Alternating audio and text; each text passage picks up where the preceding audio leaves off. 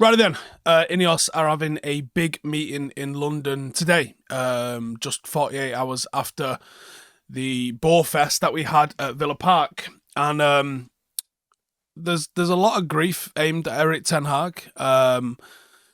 We saw the little stunt Dominoes have done. Just doesn't seem to happen at other clubs, that does it? But alas, it seems like the entirety of United's decision makers are scheduled to be part of that meeting. Now, the meeting's not an emergency one. It's not been called for the purpose of speaking about what's going on with Jim Ratcliffe. Supposedly, it's been a long-standing one on the calendar, so it isn't something that's been convened to talk about the manager's future, but you better believe they're going to be talking about what's going on with the manager. Are we on track? And I would hope the answer is no. And is changing the manager going to actually resolve that, or are there underlying problems that need addressing before we consider the manager as the main factor in the team's performance? The meeting's going to bring together Sir Jim Ratcliffe, Dave Brailsford, Omar Berrada, Dan Ashworth, Jason Wilcox, and supposedly Joel Glazer for whatever input he's going to be putting in. And the committee should also include the club's CFO, Roger Bell, and Collette, Roche, who's the COO. Now, it's not in any way confirmed at this stage whether sacking the manager is on the agenda, whether first team performance is on the agenda, but you would assume those are two big things that are on there. The Athletic have been reporting that any call on Ten Hag's future will come from the ownership, with Sir Jim Ratcliffe, the co-chair of the Glazers, and the INEOS director of sport Brailsford forming a three-person committee, and they would base their conclusions on the recommendations from those on the ground at the club, notably the likes of Berrada, Ashworth, and Jason Wilcox. Now that actually directly contradicts Sir Jim's interview where he claims it is not his decision. It's very much his decision. However, I think he's kind of passing the buck a little bit back down the chain by saying, he's obviously going to do whatever the recommendation is that comes from the football board. I don't think that interview boded well for Erik ten Hag. I think it would have been very easy for Jim Ratcliffe to come out and back the manager, but he hasn't actually done that in any interviews, including those that he did prior to the contract extension that was initiated in the summer for Erik ten Hag, and then backing him with hundreds of millions of pounds. So maybe it's nothing to worry about. Maybe it's something to worry about. We're going to see, aren't we? Now, the potential consequences of this meeting are while you're watching this video. There are multiple things that could potentially happen as a result of this meeting. And I actually think it feels like a raw 50-50 of him staying or him going. The big decision that you would presume that's hopefully the first thing they're going to talk about is whether or not Erik ten Hag should be kept in employment or they need to find a replacement. And it might not even be mentioned. But they might have already decided he's staying and we're going to ride this season out no matter what. That might have already been decided. It just feels like it's a no-brainer. And if Ten Hag is sacked, United have got to reportedly fork out an estimated $17.5 million payout for him as well, which complicates a decision, I think it would be fair to say. What do I expect from this? Now, there are some rumours that this meeting is to just like a general catch-up committee meeting, and then a bit of a discussion about some of the targets that we're looking at for January. Now, I think if you're making the decision to remove the manager, the entire meeting's going to be about who's going to replace him and what that looks like, and then setting aside funds and all the rest of the things that you're going to need to support a new manager that comes in. That would take up the entire meeting, I would presume. If you're going to keep him and support him and continue through at least beyond Christmas, then I think the discussion quickly turns to who are Manchester United looking to target and bring in. And that's where it'll get interesting. Because United, from me looking in at the outside, Manchester United need to find goals, whether that's a winger or a striker. I can't imagine that they could bring in a 21 to 26-year-old centre forward because it's too close to the profile of the two centre forwards that we've invested a lot of money into so far. And even if it's a requirement, I think if they bring in a goal scorer, it would have to be someone 31, 32 beyond. Someone who maybe isn't going to be expecting to play week in, week out and would be happy to come on, score some goals and be out of the team for 2 weeks. Like, I think that there has to be a blend of profile, otherwise you end up like throwing away the money that you've already invested into those different players. Or you go with a winger. Now, with there being 2 wing options, rather than just, usually one sort of centre-forward option, it's a little easier to throw a player into the rotation of the rest of the wingers that you've got, particularly when we've, arguably lost a couple of first-team wingers in recent times.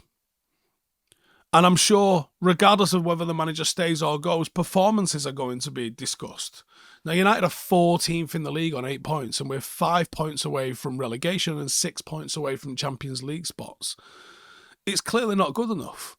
It is our worst start in Premier League history, and we look no better in terms of securing a respectable finish.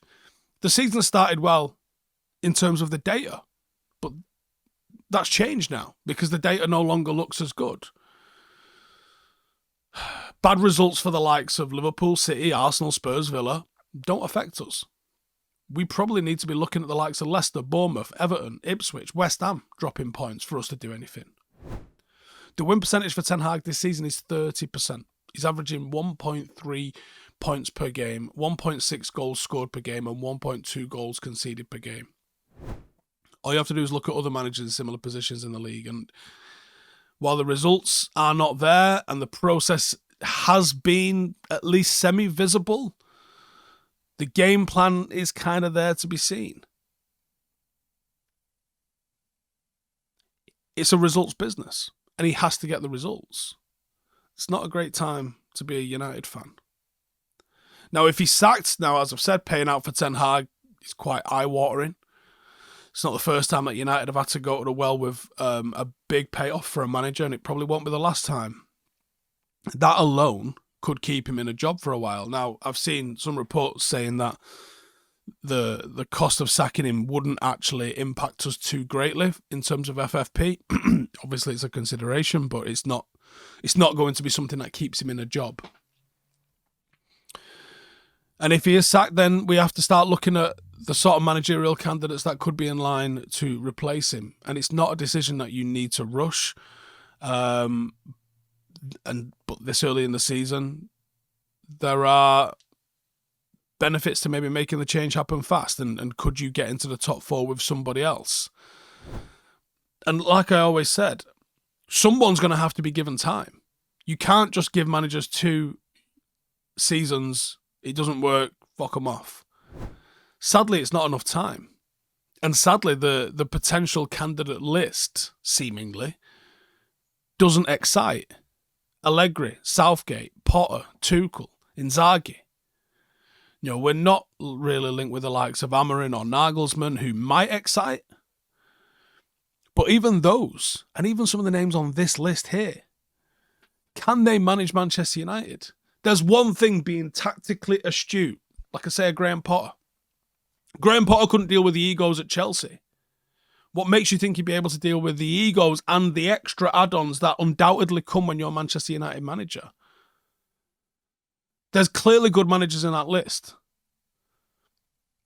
But there's so many layers to managing Manchester United. And I think it's one of the things Erik Ten Hag is struggling with, to be honest, is the size of Manchester United and the way everything you do is questioned.